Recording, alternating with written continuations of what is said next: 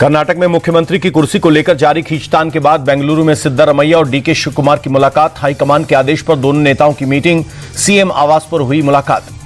नाश्ते पर मीटिंग के बाद सिद्धारमैया का बयान, नाश्ते पर मुलाकात अच्छी रही, हमारे बीच कोई मतभेद नहीं। सिद्धारमैया बोले, पार्टी आलाकमान का हर फैसला हम दोनों को मंजूर, बीजेपी अविश्वास प्रस्ताव लाई तो भी कुछ नहीं होगा। डीके शिवकुमार बोले, हमने साथ में बढ़िया नाश्ता किया, कर्नाटक की प्राथमिकता और आगे के रास्ते पर अच्छी चर्चा हुई। कर्नाटक में कांग्रेस नेतृत्व विवाद पर बोले केसी वेणुगोपाल, कुछ नहीं होगा, कांग्रेस एकजुट है, बेंगलुरु में एक साथ है। नेशनल हेराल्ड केस में टली सुनवाई, 16 दिसंबर को राउज़ेनी कोर्ट में होगी अगली सुनवाई। ईडी की चार्जशीट पर सोनिया राहुल पर आएगा फैसला। लखनऊ में सपा कार्यालय के बाहर लगे पोस्टर, एसआईआर, नोटबंदी और दूसरे मुद्दों पर बीजेपी सरकार पर हमला, लिखा, बीजेपी सरकार के फैसलों की कीमत जनता ने जान देकर चुकाई।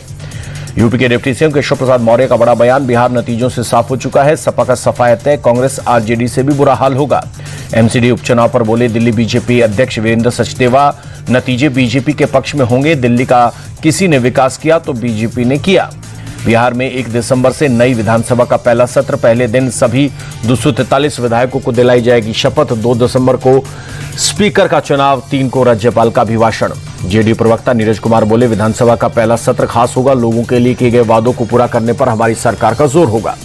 आरजेडी नेता मृत्युंजय तिवारी बोले, कम संख्या के बावजूद एक जिम्मेदार विपक्ष की भूमिका निभाएंगे, सरकार पर दबाव बनाकर बिहार के हित में काम कराएंगे।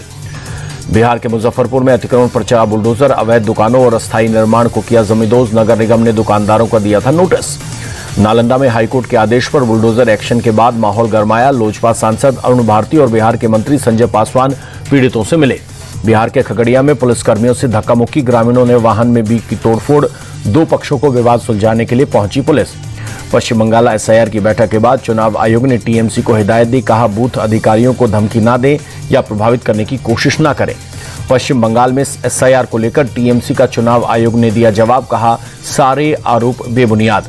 बीजेपी नेता दिलीप घोष का ममता सरकार पर आरोप, कहा टीएमसी बैकडेट के फर्जी जन्म प्रमाण पत्र कर रही है जारी, सिर्फ जन्म प्रमाण पत्र से मतदाता नहीं बनना चाहिए। टीएमसी के एसआईआर पर सवाल उठाने पर बीजेपी का पलटवार, सुवेंदु अधिकारी बोले, बांग्लादेशी घुसपैठियों को संरक्षण दे रही है ममता, बंगाल में किसी बीएलओ की मौत नहीं हुई। पश्चिम बंगाल सरकार पर बिहार सरकार के मंत्री मंगल पांडे का अटैक, कहा ममता बनर्जी घुसपैठियों की दे रही है संरक्षण, पुलिस तंत्र का गलत इस्तेमाल कर एसआईआर को प्रभावित कर रही है।